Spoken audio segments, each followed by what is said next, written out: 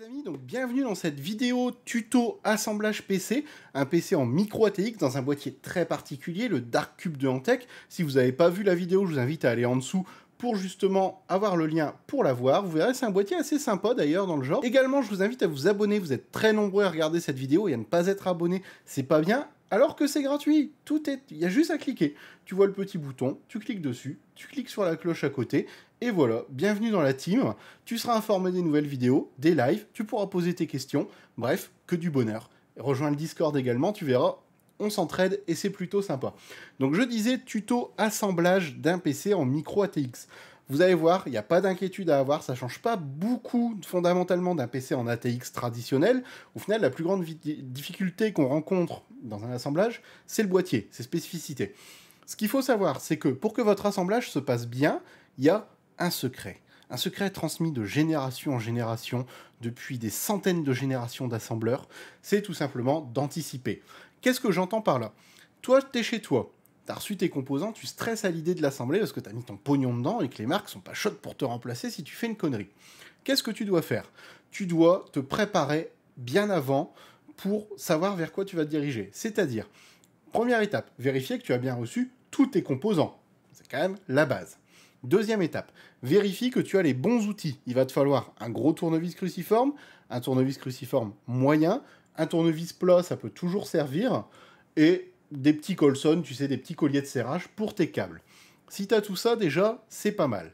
Si c'est ton premier PC, juste après, je te file une astuce pour le Windows, et je te ferai un tuto pour pouvoir installer ton Windows très bientôt. Une fois que tu as fait tout ça, une étape importante que beaucoup de monde oublie et qui pourtant représente la moitié du travail, regardez les guides d'installation comme cette vidéo et les modes d'emploi que vous avez reçus.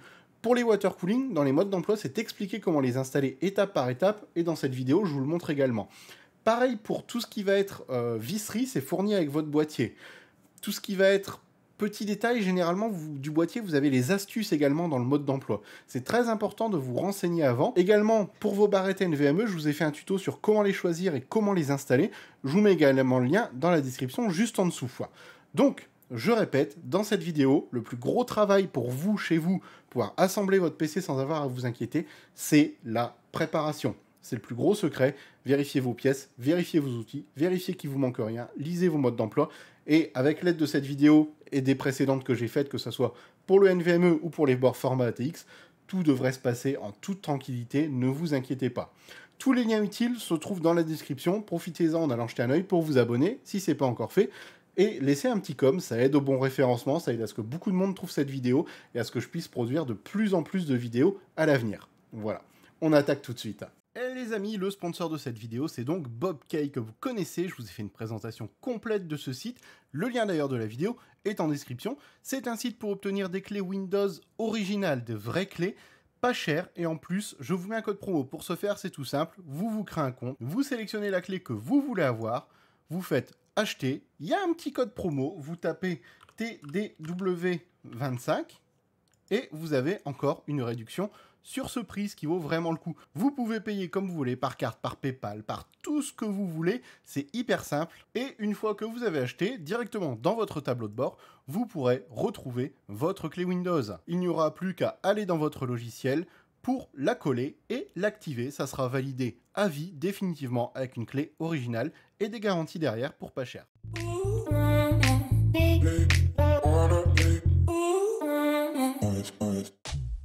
On débute tout de suite l'assemblage en s'attaquant à notre carte mère, la B365M Phantom Gaming, donc de chez ASRock.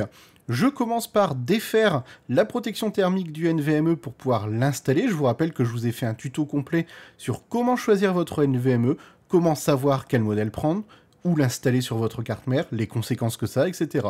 Une fois que vous avez repéré l'encoche, vous le placez à l'intérieur, vous le positionnez très simplement. On récupère notre bouclier thermique. N'oubliez surtout pas d'enlever le scotch de protection bleu, sinon ça peut être vraiment gênant. On vient placer ça directement au contact de la barrette NVMe pour ensuite, tout simplement venir refixer l'ensemble. Pas besoin de vis supplémentaires, là tout était déjà en place, il suffit de remettre les 2 vis d'origine qui étaient déjà présentes, qu'on a enlevées un petit peu plus tôt, et il est installé, c'est aussi simple que ça, et c'est lui qui servira à recevoir le Windows un petit peu plus tard. Ça va être notre disque NVMe principal en fait, tout simplement, notre disque système. Ensuite, je viens placer mon processeur. Pour ça, c'est tout simple. Chez Intel, comme vous voyez, il y a une petite flèche présente sur le coin du processeur et également sur le coin du cache en plastique. C'est un repère pour le sens. On pousse la baguette, on soulève, n'enlevez pas le cache en plastique. Vous venez ensuite tout simplement déposer le processeur sans mettre les doigts dessous. Ne jamais placer ses doigts sous le processeur, le tenir par les côtés. Il y a des petites encoches en haut qui vous aident à bien le positionner comme vous voyez de chaque côté. Une fois que c'est fait, vous reposez la trappe en la plaçant bien sous la vis. On rabat la petite tirette en métal. Il faut mettre un petit peu de force, hein, n'ayez pas peur. Ça va enlever tout seul le petit cache en plastique qui était là à l'origine. Là, c'est pour un processeur Intel. Processeur AMD, la méthode est un petit peu différente. Au niveau de la RAM, on va mettre de la HyperX, de la magnifique RAM Fury DDR4 RGB. Il y a 32 Go répartis sur 4 barrettes. J'aime bien avoir tous mes slots complets, mais en fonction des configs, 16 Go est souvent suffisant. Pour les installer, on ouvre les petits loquets, souvent situés sur le haut des ports de barrettes de RAM, parfois en bas, mais c'est plus rare, hein, c'est 99% en haut. On repère où est l'encoche pour le sens, et après, il suffit d'emboîter les barrettes de RAM. Alors, il ne faut pas hésiter à mettre un petit peu de force, hein, quand même, parce qu'il faut que ça tienne bien. Vérifiez que c'est bien emboîté, que c'est bien équilibré partout. La petite encoche se referme d'elle-même. Si c'est du dual channel, vous les placez comme ça, avec un slot libre d'écart entre chaque. Si vous mettez les 4, la question, elle, ne se pose même pas. Mais dans le cas du dual channel, de 2 barrettes uniquement, vous les laissez avec un slot d'écart comme j'ai fait juste avant. C'est aussi simple que ça. Faites bien attention qu'elles soient bien emboîtées pour ne pas avoir d'erreur après au niveau du démarrage. C'est une étape importante et ne pas placer ses doigts sur les parties en or. J'adore ces barrettes, elles sont simples, efficaces, le RGB est magnifique comme vous le verrez à la fin. Elles ont un design vraiment sympa en plus d'avoir des performances qui sont vraiment très bonne pour ce type de produit. Là, la carte mère avance pas mal, comme vous voyez. On va préparer, là, dans l'occurrence, j'ai voulu mettre un water cooling IO dessus, donc je prépare ma carte mère à le recevoir. Si c'était un ventirad, je ferai à peu près la même chose, en venant placer tout simplement le support, donc la backplate en quelque sorte du water cooling. Je la place tout de suite pour que, après, au niveau de l'installation de la carte mère, je ne me retrouve pas bloqué par la façon dont le boîtier est découpé. Dans le cadre de ce water cooling là, il y a 4 vis qui doivent être placées pour maintenir justement cette backplate et qui vont servir à recevoir le water block, on le verra plus tard. Je les place donc tout de suite. N'oubliez jamais que toutes ces étapes sont très détaillées dans les manuels des water cooling. Respectez-les bien, choisissez les bons éléments en fonction de vous avez un processeur Intel, AMD et du socket de ce processeur, et vous n'aurez pas de soucis. Là, vous le voyez en direct, c'est vrai que c'est un petit peu plus parlant. Si vous avez le moindre problème, de toute façon, tous les liens sont en description. N'hésitez pas à vous abonner, activer les notifications et rejoindre le Discord. Il y aura toujours quelqu'un pour vous aider dessus. C'est ça aussi l'avantage de pouvoir se parler directement via ce système. Donc là, comme vous voyez, j'ai placé les 4 vis. On les serre à la main, on ne force pas, il n'y a pas besoin. Ne jamais forcer de toute façon de manière générale quand vous assemblez votre PC. On s'attaque au boîtier. Comme vous savez, le Dark Cube, il y a toute la partie intérieure qui sort. Si vous ne l'avez pas vu, je vous invite, je vous mets le lien en description, à voir la vidéo que j'ai faite dessus. On vient passer le IO Shield, qui vient, ne pas l'oublier parce que sinon vous avez un peu l'air con, puis ça protège quand même. Vérifiez bien le sens avant de le placer. C'est le premier élément à mettre dans tous les boîtiers. J'ai ensuite placé ma carte mère, il ne me reste plus qu'à la visser. Je vous rappelle que les vis sont fournies avec le boîtier et non pas avec la carte mère. Tout ce qui va être visserie est fourni directement dans votre boîtier. Ça, pareil, pour ce boîtier-là, référez-vous à la vidéo du déballage de ce produit-là pour voir un petit peu comment Antec nous avait fourni ça, mais c'était donné dans une très belle boîte avec les différents types de vis pour water cooling et sans water cooling. Là, en l'occurrence, je viens placer mes vis de carte mère dans chaque emplacement. Bien faire attention à ce qui est tous les petits piliers en dessous qui servent à venir visser. Il y a certains systèmes où parfois ils ne sont pas tous en place. Dans le cas de ce boîtier-là, tout était déjà préinstallé. Il suffisait juste de venir placer la carte mère, qui en l'occurrence est une micro ATX, et de mettre les vis. Mais méfiez-vous, ça ne sera pas toujours le cas. Il faudra parfois que vous ajoutiez des plots. Dans ce cas-là, vous avez des repères, c'est marqué ATX sur votre carte mère, vous repérez les emplacements, vous les vissez, et après, vous venez placer le tout. Ensuite, je viens connecter mon port USB 3, donc c'est les ports USB bleus qui sont sur la façade du boîtier, en l'occurrence, qui viennent se connecter ici. Je n'ai pas de prise pour le type C, donc j'avais retiré le câble à ce moment-là. Et également, je vais vous fournir après une petite astuce pour la partie qui vous embête le plus. qui est, vous savez, le branchement du bouton power, de la LED HDD, etc. Pour cette prise-là, c'est normal qu'elle soit un peu dure à enfoncer, n'ayez pas peur, mais ne forcez pas pour ne pas tordre les pattes. Pour justement les fameuses petites prises. Tout est noté sur votre carte mère de là où il faut les mettre, vous avez aussi l'indication dans le guide de votre boîtier, mais la petite astuce c'est que le texte présent sur la prise doit toujours être visible, que ce soit au-dessus ou en dessous, et que tout simplement, il faut mieux les mettre soit avant de mettre votre carte mère dans votre boîtier si vous n'avez pas d'accès comme ici, soit tout simplement de les mettre quand vous avez l'accès, comme là, mais avant de faire le reste, parce que sinon c'est beaucoup plus dur d'y avoir accès après, en fait, tout simplement. Et la petite astuce, c'est que c'est une des premières étapes à faire. Je viens placer, maintenant que tout est fixé, mon water cooling. Donc pour ça, je commence par mettre un premier ventilateur avec ses 4 vis, donc c'est des vis beaucoup plus longues qui traversent complètement le ventilateur pour venir se fixer dans le radiateur par la suite. Je place en fait les 4 vis pour le maintenir le temps que je vais placer le deuxième ventilo et que je vais placer le radiateur. Le but de faire ça, c'est d'avoir les mains libres, surtout si vous assemblez votre PC tout seul et que c'est votre première fois. Ça vous permet en fait d'avoir les deux mains libres puisque le ventilo est maintenu. Vous n'aurez pas à d'un côté tenir le radiateur, de l'autre les ventilos, etc. Ça, c'est un peu galère pour certains. C'est une étape qui va vous pouvoir, en fait, tout simplement, vous faciliter la vie par la suite. Une fois que les 4 vis sont placées, je viens poser, mais alors tout simplement, le deuxième ventilateur. Là, ils sont en entrée d'air sur l'avant. C'est pas une condition optimale pour un water cooling AIO. Ce boîtier est plus destiné à du custom vu sa façon d'être monté, mais dans tous les cas, ça reste une installation relativement correcte. Je viens placer le radiateur avec les tubes vers le haut, c'est très important. Tube vers le haut dans ces conditions-là, même si c'est pas optimal, on n'a pas le choix, il faut faire ça le plus correctement possible. Vous alignez le radiateur avec ses pas de vis devant les vis que vous avez placées précédemment. Ça va vous permettre déjà de venir en fixer quelques-unes, que le tout soit maintenu, et pouvoir en fait après placer le reste des vis très simplement. Les vis, pareil, sont fournis généralement soit avec le kit AIO, ça dans tous les cas vous les aurez, ce sera des vis longues comme vous avez vu. Là, en l'occurrence, j'avais pris celle qui était fournie par Antec, mais c'est plus rare que ça soit fourni avec le boîtier. Dans tous les cas, 100% des cas, vous les aurez dans votre kit AIO, ne vous en faites pas. Il ne reste plus tout simplement qu'à serrer les vis, passer correctement les ventilos. Petite astuce que je vous donne également, les ventilos, que vous en ayez 1, 2 ou 3, enfin plutôt 2 ou 3, mettez-les dans le même sens. Si votre câble sort en haut à gauche sur le premier, sur le deuxième, faites sortir votre câble en haut à gauche. Ça aidera à la synchronisation du RGB, ça aidera à votre câble management également. Dernière astuce, inutile de trop serrer, n'écrasez pas vos ventilos, ça ne sert à rien du tout. Serrez juste ce qu'il faut, sans forcer, avec un tournevis de préférence de bonne qualité, pour ne pas non plus foirer vos têtes, et après avoir du mal à dévisser ou à finir de visser correctement. Comme je vous l'ai dit de toute façon au début de la vidéo, 90% du travail se fait dans l'anticipation et la préparation. Si vous avez bien géré avant de commencer, il n'y a pas de raison que vous soyez embêté pendant le montage. Une fois que c'est placé, ça donne ça. Donc je vous rappelle que c'est une structure qui va après revenir s'injecter dans le boîtier. Là on a donc 2 ventilos RGB à l'avant avec le radiateur juste derrière et les tubes vers le haut. C'est pas optimum parce que tout l'air chaud du radiateur va aller dans le boîtier, mais malheureusement, sur ce modèle-là, on n'a pas trop le choix. C'est un petit peu ça qui me gêne. C'est pour ça que je pense faire un custom dedans un petit peu plus tard, parce que les customs, de toute façon, sont compatibles toute taille de boîtier. Si vous ne pouvez pas faire autrement qu'installer votre AIO à l'avant du boîtier, rappelez-vous qu'il faut toujours mettre les tubes vers le haut. C'est très important. Pour la pâte thermique, je la dispose en croix, pour une raison très simple, c'est que quand vous allez appliquer simplement votre water block sur le processeur, le fait de la mettre en croix fait qu'il y aura une répartition équitable sur toute la surface du processeur. Le grain de riz, c'est une méthode qui est un petit peu dépassée. On a prouvé plus d'une fois que ce n'était pas la meilleure méthode pour mettre la pâte thermique. Là, oui, j'en ai mis un petit peu beaucoup, je vais être honnête, j'en ai enlevé après. J'ai placé le bloc une première fois, je l'ai enlevé. Une fois que la répartition a été faite, j'ai retiré un peu avec du sopalin de pâte thermique du bloc et je l'ai replacé correctement après.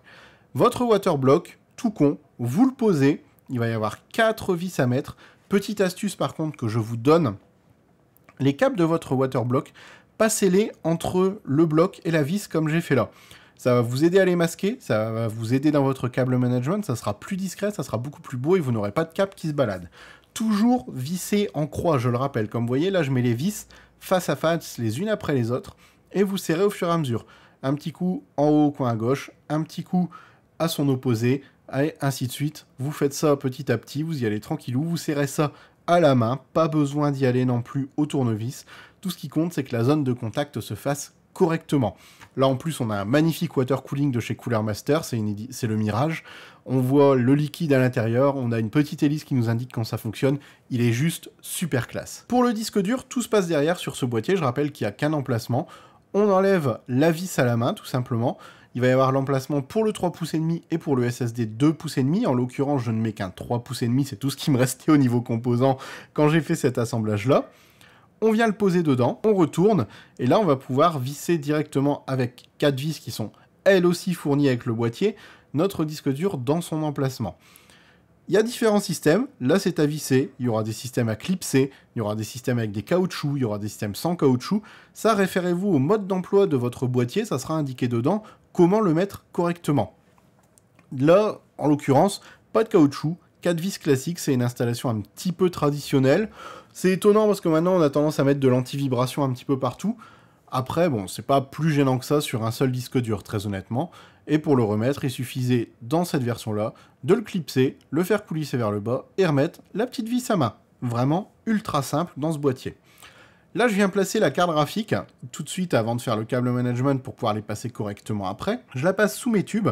C'est une GTX 780 Poséidon. Je rappelle que c'est un PC de stream, donc j'ai même pas besoin de carte graphique dans l'absolu. Un processeur avec puce graphique le ferait. Après, très honnêtement, j'avais cette carte-là qui est une carte que j'adore, qui n'était pas utilisée, donc autant le faire. Pour ce PC-là, j'avais besoin d'un deuxième emplacement de carte, j'avais besoin d'une deuxième carte réseau, en fait, tout simplement. Donc, c'est une carte de chez Asus en 2,5 Go que je viens placer sur le port PCI Express prévu à cet effet. Au niveau de la lime, c'est une Antec, une 650 watts, une HCG Height Current Gamer. C'est du 80+ Gold, c'est une excellente alimentation qui n'est en plus pas très chère. Après, les prix au moment où je fais la vidéo, c'est un petit peu compliqué, c'est comme les dispos. Elle est ultra complète. Comme d'habitude chez Antec, petit carton tout simple. On l'ouvre, on a directement tout le matériel dedans et ils sont même généreux puisqu'on a des scratchs en plus d'avoir les Colson pour pouvoir faire notre câble management très propre, le petit guide des garanties et d'utilisation. On a le câble d'alimentation principal. L'alimentation qui est full modulaire, c'est une alim full modulaire, format ATX, pas de souci pour ça, donc ça sera compatible avec tous vos boîtiers, ça c'est l'avantage. Et en plus, elle a un design vraiment très propre, très soigné. Moi personnellement, sur les alims, je préfère toujours du modulaire pour le câble management, je trouve ça plus simple, plus propre, et en cas de problème, on peut remplacer le câble sans trop de soucis. Dans ce boîtier-là, il y a 4 vis à enlever à l'arrière pour récupérer en quelque sorte la backplate de l'alimentation. Backplate que vous allez pouvoir en fait venir visser directement dessus puisque la lime ne se met pas par le côté, elle se met par l'arrière de la tour. Là on voit bien, on empêche le système de châssis qui permet de tout installer. Mais d'ailleurs par rapport à ça, j'ai eu une mauvaise surprise que je vais vous raconter à la fin de la vidéo et qui montre que bien que ce châssis soit vraiment très bien pensé, il y a quand même un défaut majeur dessus au niveau de sa conception, et qui est indiqué nulle part, et qui est très dommage parce que ça aurait été plus intelligent de le faire autrement. Mais là, pour la lime, j'en reviens à ça, il suffit de placer les vis qui sont, pour elle, par contre, fournies avec l'alimentation. Vous en avez aussi dans le boîtier parfois, mais dans tous les cas, la lime les fournit. Vous vissez la plaque. Après, vous serrez correctement, hein, ça, la lime, il n'y a pas de souci, vous pouvez y aller, c'est pas spécialement gênant sur ce composant-là, bien qu'il n'y ait pas besoin non plus d'écraser vos vis comme d'habitude, hein, prenez votre temps pour bien le faire. Moi, j'ai choisi de ne pas passer mes câbles dessus avant, je les place après, au moment de faire mon câble management. C'est pour ça que je la laisse comme ça. C'est un choix. D'autres, en fonction de vos facilités, préféreront mettre les câbles d'abord pour une facilité d'accès et faire le câble management après. Pour ma part, je préfère mettre la lime et connecter les câbles dont je vais avoir besoin après dessus. Je dirais que c'est un choix personnel, c'est en fonction aussi de l'accès que vous avez à votre boîtier. Là, l'accès était relativement simple à la lime. Si l'accès est plus difficile, placez vos câbles dessus avant. Ne vous faites pas avoir parce que sinon vous pouvez avoir à tout démonter, ça peut être assez casse-pied. Une fois que c'est fait, vous venez réinjecter la lime directement dans la structure du boîtier et il ne restera plus qu'à mettre les vis que vous aviez enlevées au préalable pour qu'elles soient fixées. La dernière étape sera de faire votre câble management, mais là, on en parle juste après, parce que comme je vous ai dit, j'ai eu un sale tour par rapport à ça, puisque comme vous voyez sur la structure, on a des petites fixations pour les câbles, mais vous allez voir que c'est un piège et qu'il ne faut surtout pas se faire avoir avec ce boîtier. C'est pour moi son seul défaut, mais c'est un défaut majeur, et c'est vraiment dommage qu'il n'ait pas pensé à mieux étudier ce point-là. parce que ça aurait pu être tout simplement génial en fait. Mais là, on se retrouve, il faut le dire comme c'est, très emmerdé au moment de l'assemblage. Énorme défaut de conception par contre au niveau du câble management, puisque si vous le faites comme là à l'arrière de votre machine, vous ne pourrez pas réinjecter la carcasse, enfin réinjecter le contenant de composants dans la carcasse. Ça va coincer, comme vous voyez, on a peu de place en plus pour accéder au niveau de l'alimentation. Pourquoi? Tout simplement parce qu'à l'arrière, il y a une barre de renfort qu'on voit un petit peu là avec une découpe. Cette découpe n'est destinée, et c'est là que c'est complètement idiot, à laisser passer uniquement et exclusivement le disque dur. Cette découpe fait pile la hauteur et l'épaisseur d'un disque dur plateau traditionnel. La conséquence, c'est quoi? Vous montez votre PC, vous faites votre câble management sur la partie intérieure. Et bien, au moment de le réinjecter, vous allez être emmerdé parce que tout ce qui est là, et également tout ce qui va être plus bas que le disque dur, donc tous les câbles au final que vous voyez dépasser là, hein, c'est-à-dire toute cette partie-là, qui pourtant, comme vous voyez, sont fixés sur des fixations de câbles, bah tout ça, en fait, ça coince. Ça ne passe pas, il y a une impossibilité totale de faire passer ces câbles par la barre en fer, et ça fait qu'on est obligé, en fait, de refaire son câble management une fois la partie intérieure remise dans le boîtier. Par contre, une fois assemblé, petite remarque personnelle, le combo du Cooler Master Mirage et des rames HyperX, c'est une dinguerie. Je suis totalement fan des couleurs, je suis totalement fan du look de cet AIO, je suis très convaincu par les rames également, qui se trouvent être très stables, et le tout au final en format micro ATX, ça vous fait une config quand même vachement sympa, comme vous voyez. Il y a juste ce problème pour moi de conception au niveau du câble management qui fait qu'il y a beaucoup de câbles qui passent malheureusement par la partie avant du boîtier, partie avant qui en plus a une ouverture très large comme vous le voyez. Pour moi c'est clairement destiné à recevoir une pompe de water cooling et un petit réservoir. Hein. On va pas se mentir, il est beaucoup plus adapté pour du custom que pour de l'AIO comme j'ai fait là. De l'AIO, comme vous voyez, ça passe. Mais pour moi, le custom sera vraiment beaucoup mieux dans ce boîtier et lui rendra beaucoup plus hommage. Également, je vous en avais pas parlé, il y a deux façades interchangeables. Hein. Là, c'est la façade mèche, il y a un simple petit bouton appuyé, on fait glisser vers le haut. Et pour la remplacer, en fonction de votre préférence personnelle ou du setup dans lequel vous voulez l'intégrer, on peut mettre une face avant qui est fournie avec, entièrement en verre trempé, légèrement teinté. Ça fonce l'avant, mais avec les 4 coins RGB et le RGB aussi là de Cooler Master, ça fait vraiment son petit effet, et ça c'est top. En tout cas, c'est un boîtier que j'ai eu beaucoup de plaisir à monter malgré la mauvaise surprise de la fin et que je ne pourrais que vous conseiller. Voilà les amis, sur ces belles images, je vous invite à vous abonner, vous êtes beaucoup à regarder les vidéos et à ne pas être abonné, ce qui est franchement dommage, surtout quand on a une qualité de contenu pareille. Alors cliquez sur vous abonner, ça aide la chaîne en plus à mieux se porter, à être en meilleure santé, activez les notifications pour être informé des nouvelles vidéos. Nous on se retrouve dans plein de contenus hardware très bientôt, beaucoup de tutos, beaucoup de vidéos fun, et je vous dis donc à très bientôt en live et dans de prochaines vidéos. Ciao les amis!